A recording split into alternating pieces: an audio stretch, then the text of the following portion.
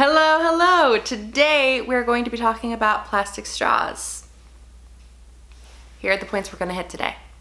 1. Plastic straws are medical equipment. 2. Currently available alternatives to plastic straws do not suit all needs or all disabilities. 3. Creating legislation around straws is dangerous. 4. The campaigns against plastic straws have actually created a stigma for disabled people and thus made them targets for harassment. And 5. Environmentalism doesn't have to be ableist. I'm hoping that by now you may have heard that plastic straw bans would have a harmful impact on disabled people. But if not, or if you're looking for more information, I hope that I can answer some of the questions you might have or offer you ways to move forward from here in this video. Part 1. Plastic straws are medical equipment.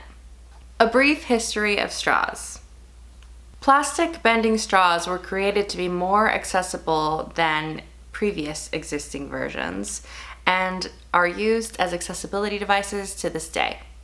In the 1930s, Joseph Friedman created the flex straw, a bending straw, inspired by watching his young daughter struggle with a milkshake glass and a straight straw. In the 1940s, they were marketed to hospitals and were quickly embraced as they allowed patients to drink while lying down and without necessarily having to hold their own cup if they were unable to. Plastic bendable straws are medical accessibility tools for people with various disabilities. It's actually quite a list, so I'm gonna read them off. People who have difficulty gripping or holding their cups for more than a moment. People with physical disabilities such as chronic pain in their skin, bones, joints, and muscles, fragile tissues, conditions that require ingesting food as fluid, like gastrointestinal conditions, conditions of the mouth, jaw, or teeth, difficulty swallowing or chewing, postural conditions, people who have tremors or shake, and so on. They need straws in order to independently feed themselves or drink. I have some personal examples in my life of people who sometimes cannot lift a heavy glass. That includes myself because I have Ehlers-Danlos Syndrome and I have chronic joint and muscle pain. Oftentimes it is very difficult or very painful for me to hold a cup. So in those moments, I do need a straw to drink, as well as having jaw issues and teeth sensitivity on top of that. And I also have a personal friend who very often has fainting spells and needs to stay in a reclining position, but also needs to stay hydrated at the same time. So she needs a cup of water next to her with a straw that can bend down into a position downward toward her so she can continue to hydrate while in the reclining position. Plastic bending straws made their way into general use after it was determined that it was a huge improvement on the paper straw that came before them and became a mainstream market success. Part 2, why alternatives do not work. We like charts here, don't we? Let's pull up a chart. Hard straws like metal, glass, and bamboo are injury risks. Bamboo, pasta, rice, silicone, and acrylic straws are allergy risks. Biodegradable plastic straws are often made with plant products, particularly wheat, which are a very common allergy, and they are actually not even that great for the environment. Paper straws disintegrate rapidly, become non-functional, and are a choking hazard. And literally, I have yet to meet a single person that actually likes them. Why did we go back in time for these things? All these risks have the potential to be fatal. Reusable straws in general require diligent cleaning in order to avoid bacteria buildup and consequential infections and illness. The physical act of cleaning a straw can be difficult to impossible for certain disabled people. And no, they do not necessarily have anyone around to help them with that. Many reusable straws are not necessarily safe in all temperatures, and they are not adjustable in their positioning. Reusable straws also require the cognitive ability to be able to remember them when going out. But someone not having a straw on their person when out at a restaurant shouldn't mean they can't be a patron. Does that happen when people forget their reusable coffee mugs at home?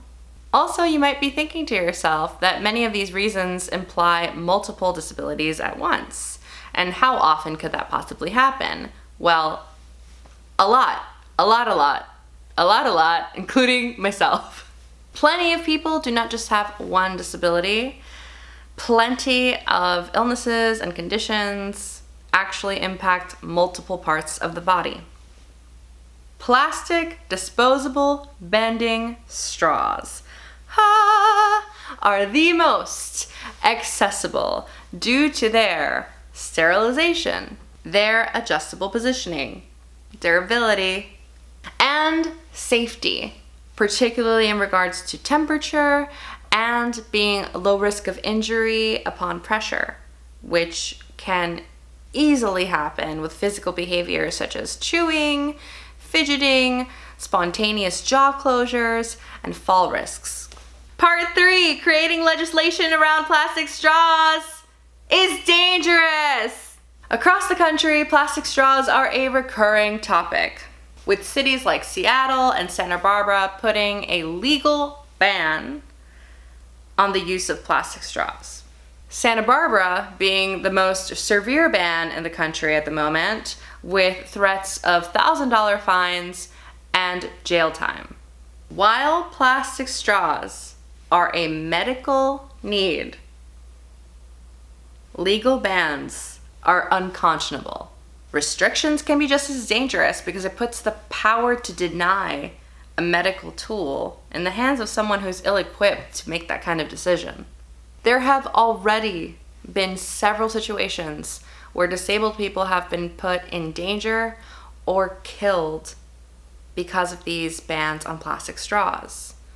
From someone who was given a biodegradable plastic straw at a restaurant and not being told that's what it was, and then going into an anaphylactic attack because of it, to a woman who was impaled and killed by a metal straw after a fall. Part 4, we have made a moral detriment out of using plastic straws. The villainization of plastic straws have created a new stigma for disabled people. Now, when they are seen using plastic straws, they are shamed. When they request one, they are guilt-tripped. A reminder, disabilities won't always be visibly apparent to you. Doesn't mean they're not disabled. So even if we do roll back these bans, it feels like we're gonna have an awfully slow and gruesome time rolling back these elitist and ableist attitudes, pointing the finger at people who use plastic straws and calling them turtle killers. These bans and all the hullabaloo around them have created a prejudice, and I think we all know how difficult those are to undo. Plastic straws should be available. If you don't need one, don't use one. But if you do need one, you should not be shamed for it or risk being denied one.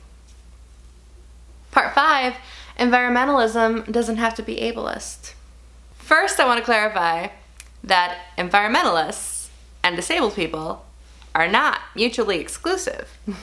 A lot of disabled people actually do try and live as environmentally friendly as they possibly can. But the truth is, a lot of resources that disabled people need in order to survive or for accessibility require non-renewable resources to maintain. A lot of them already feel guilt about that. But they have a right as human beings to survival and accessibility. This is not the first time that disabled people get thrown under the bus as wasteful. In fact, in my 2 previous videos, I talk about how outrage towards things that are deemed wasteful or lazy have had a negative impact on disabled people, including outrage about pre-cut fruits and vegetables that would greatly help disabled people feed themselves more independently and feed themselves good, healthy food independently. But because of the outrage, were taken off the shelves in supermarkets. Our ability to access the same independence as you is not a waste. These kind of outrage campaigns, making tremendous headway, and rapidly at that, is what happens in a system where abled voices hold the mic and disabled voices are erased. For peace of mind and for information's sake, let's talk very briefly about the environmental impact of plastic straws as researched by scientists. Out of the 35 million tons of plastic waste per year, plastic straws only account for 4% of all plastic waste.